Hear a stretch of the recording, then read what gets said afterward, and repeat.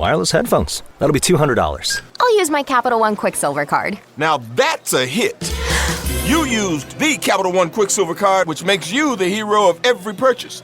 With Quicksilver, you earn unlimited 1.5% cash back on every purchase everywhere. I wanted running music, but unlimited 1.5% cash back is pretty heroic. Good instincts. Every hero needs a theme song. The Capital One Quicksilver card. What's in your wallet? Terms apply. See CapitalOne.com for details. Hello, it is Ryan, and we could all use an extra bright spot in our day, couldn't we? Just to make up for things like sitting in traffic, doing the dishes, counting your steps, all the mundane stuff. That is why I'm such a big fan of Chumba Casino. Chumba Casino has all your favorite social casino-style games that you can play for free anytime, anywhere with daily bonuses. That should brighten your day a little. Actually, a lot. So sign up now at ChumbaCasino.com. That's ChumbaCasino.com. No purchase necessary. VGW Group. Void where prohibited by law. See terms and conditions. 18+.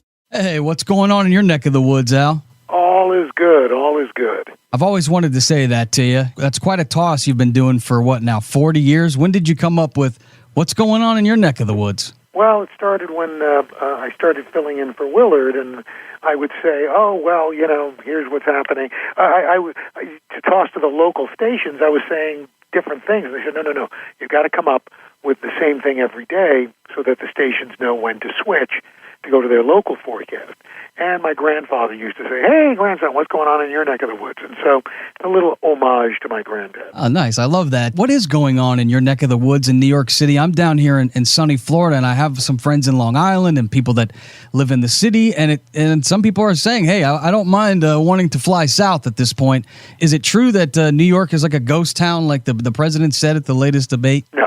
No, it's not true. It is not true.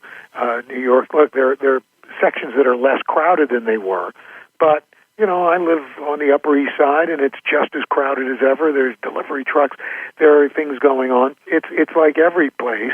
Things have changed around, but by no means is this a ghost town. Al Roker joining us. He's got a brand new book out that's unlike any other book that he's penned. This one's called You Look Much Better in Person, where I guess the title comes from something that people say to you a lot there at Rockefeller Plaza, and you're not that fond of the saying. Well, it's not that. Look, here's the deal. People come up, and when I go out to shake hands, which we're not doing right now, but and every day somebody would say, "Oh my gosh, you look so much better in person." And I know they meant it as a compliment because I think they're flustered. They don't know quite what to say. But when you consider that I'm on TV, looking better in person isn't that great. There's the name of your book. And so we came up with You Look So Much Better in Person, True Stories of Absurdity and Success. Hey, you go deep in this book, too. Talk about personal stuff and 40 years at NBC. I mean, you got to have a lot of stories to tell. Also, one thing that I like that you talked a lot about your dad, and there was a story about getting your driver's license. What did your dad mean to you and help sculpting you into the Al Roker that we see every morning on NBC? Well, look, I was very fortunate. He was not a perfect person, as no one is, but he wanted the best for his kids. He worked hard, sometimes working two jobs, always made time for each one of us, but was very patient. I was getting ready to take my road test for my driver's license, and he said, you haven't really done a broken U-turn. Let's do that. And so, I start to do the broken U-turn, and I do the part where you kind of come out of the turn, and instead of stepping on the brake, I hit the gas and just shot forward, jumped the curb, took out my neighbor's prized shrubbery, and almost slammed into their front porch. And my father never raised his voice. He just went, brake, brake, brake. And I stopped about 2 inches short of the porch, and we got out, we looked at the damage, righted the bush, left a note on their door, and then we got in the car, and he said, okay, again. Do it again. Keep going. I did it 3 more times till I got it right. And by the way, I passed my driver's test on the first go-round. What kind of whip were you driving back then? What were you cruising in? Do you remember what took out the shrub? Oh, yeah, it was a 1967 Ford Country Squire station wagon. Sweet. So was that the ride that you were pulling up to high school in, Al Roker, as a teenager? Yeah, well, the funny thing is, well, it's not funny, but I went to school in Manhattan. I was, as I write in You Look So Much Better in Person, I was on the AV squad in a military school in downtown Manhattan. So I took a bus and a subway to school every day. And, that was during the Vietnam War, and people are yelling at you like, baby killer, and I'm just trying to do my Latin homework. Get off my back, Al Roker, our guest, he's got a brand new book out called You Look Much Better in Person. You can pick it up wherever you get your books. I always loved watching you during the Macy's Day Parade. What's the status, as we're just about a month away from Thanksgiving? I love that holiday. What's the status on the Macy's Day Parade? Well, we are having it, 94th annual Macy's Thanksgiving Day Parade. It will be reimagined, as you might imagine. We're not going to be going from uptown all the way downtown with the floats and the balloons. Everything's going to be kind of staged right around Herald Square. Everybody will be socially distanced.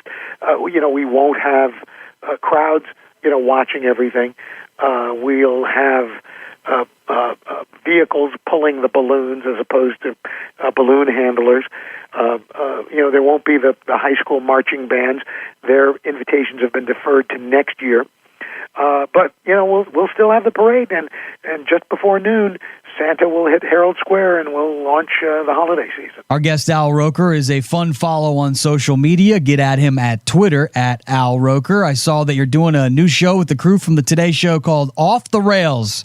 As I was seeing the trailers for this show, it seems like you guys are having a lot of fun with this show, Off the Rails. Yeah, we have a good time. Actually, we're about 2.5 years in, and in fact, we are, for the first time during the pandemic, we're going to be live Tuesdays, 1 o'clock, be able to take listeners' calls once again.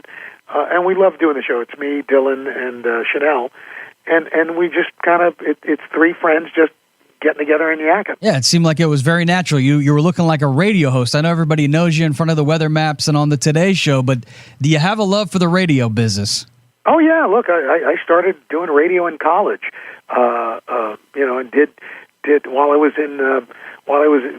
did my first weekend weather job in Syracuse, TV weather job. When I was a sophomore in college, I did radio. It was a radio TV combo, WHEN AM and WHEN TV Channel 5, and that was my first job in television when I was at the end of my sophomore year of college, and it taught me a heck of a lot. As I write, and You Look So Much Better in Person. I learned that it's okay to cry in front of your boss.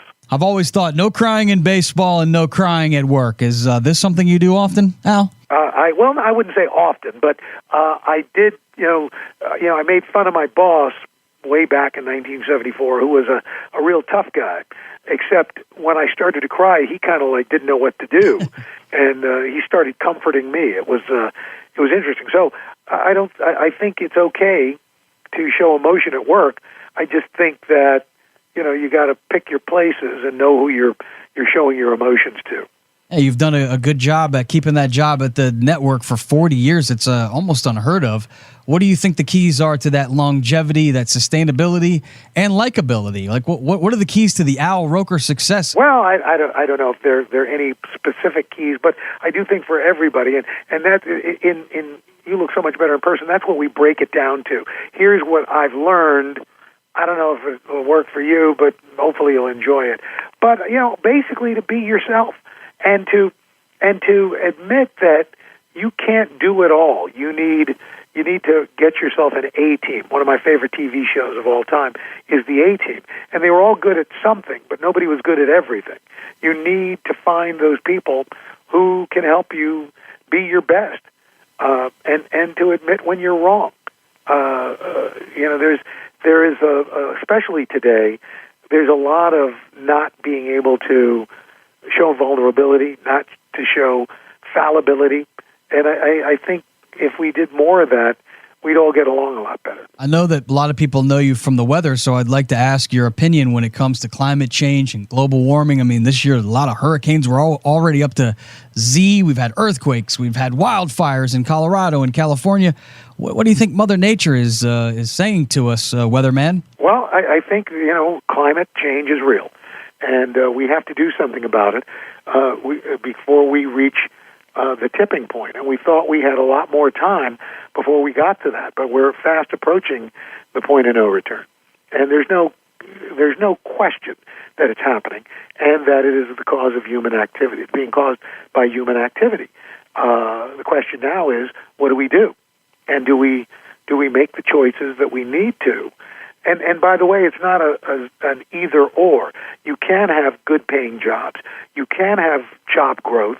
You can have economic growth and be a steward to the planet. Al Roker, our guest here, you can follow him on Twitter and also pick up his brand new book that's available wherever you get your books. It's called You Look Much Better in Person. You look so much better in person. You look so much better in person, because people constantly telling him that, I guess he doesn't look that good on TV, although I like the way that you've been matching your glasses with your outfit. I think you've really taken that GQ stuff to the next level, Al. I think you're handsome on TV. And well, that's awfully nice. I don't want to cross the line here, though, talking with Al All Roker. right. Yeah, I know that in 40 years, you had to, at some point, maybe when you met one of these celebrities coming in, musical acts, was there somebody that you just were a little giddy about? Maybe a childhood hero that you got a chance to meet? Oh, gosh. I mean, there's so many. One of my favorite interviews of all time was Charles Schultz, the creator of Peanuts. I'm a bit of an amateur cartoonist, and just getting to meet him was a dream come true. Let alone I got to interview him twice, once for the 50th anniversary of the Peanuts comic strip, and then sadly 6 months later he had been diagnosed with colon cancer and asked me to come interview him one more time. And just a true gentleman. Who were some people that you were looking up to when you were young, like 10, 12 years old? They say that's when you really have your big heroes in life. Did you have any posters on your wall? Who was Al Roker looking up to as a preteen? Wow, gosh. I didn't have any posters up on my wall, but because my mom wouldn't let us do that because the tape would take the paint off the wall. But, I think the same folks that, you grew up watching, especially, somebody like Jackie Robinson and Willie Mays, in sports, Joe Namath, on the Jets, and, watching on TV, Batman and Superman, the run-of-the-mill guys. Do you collect anything? We were talking to Tom Hanks at one point. He said he collected typewriters. Kevin Costner says he's got a few cars from his movies. Alan Alda actually collects umbrellas, if you can believe that. What about Al Roker? Do you collect anything? I collect some bobbleheads and animation cells, the individual drawings that make an animated cartoon.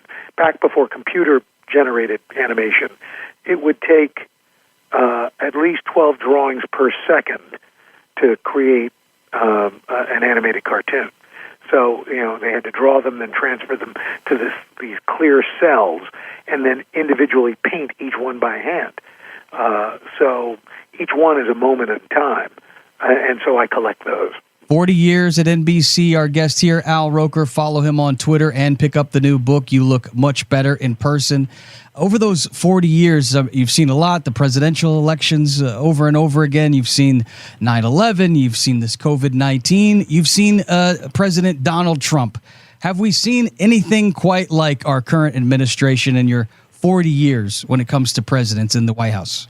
Well, all I'm going to say is You Look So Much Better in Person, on sale now, is a great antidote to whatever is bothering you.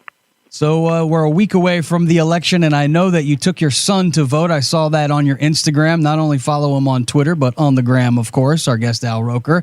Your son voting for the first time. What did that mean to you? It was a great photo, by the way. Well, thank you. I think it meant, that democracy is worth fighting for. We were standing in line for 3 hours, and you know what? It was worth every minute of it. And to watch him, he was excited about being able to vote for the first time in a presidential election, in any election. Turned 18 in July, and couldn't have been prouder. And I know a lot of people are belly aching, but you know what? First of all, this early voting is something we're not used to. Certainly not in New York State. We just got the right to do that. And so, it's an exercise in democracy. But you know what? A lot of people fought and died for this right. And so for us to have to stand in line for a few hours, couple hours, whatever it is, you know what? It's worth it. I know that you don't want to comment on President Trump, but I will say he has made this term fake news a very popular saying amongst Americans. And I know weatherman, they want to try to get it right. And if they do, 50% of the time you're happy. But when reporting the news, I feel like you want to try to be 100% right. I'd love to get your opinion on like accountability and what kind of responsibility should the media and news organizations uphold to make sure that they're giving us the facts? Like, how do you feel about that? Well, look, I can only speak to the place I work for, NBC News, where we've got the greatest collection of journalists, broadcast producers, editors, writers, and crew that go out every day and bring people the truth. What kind of music has Al Roker been jamming out to nowadays? So when you were writing the book, was there anything you were listening to? No, I'm not a good multitasker. I don't believe in the multitask. I do one thing at a time.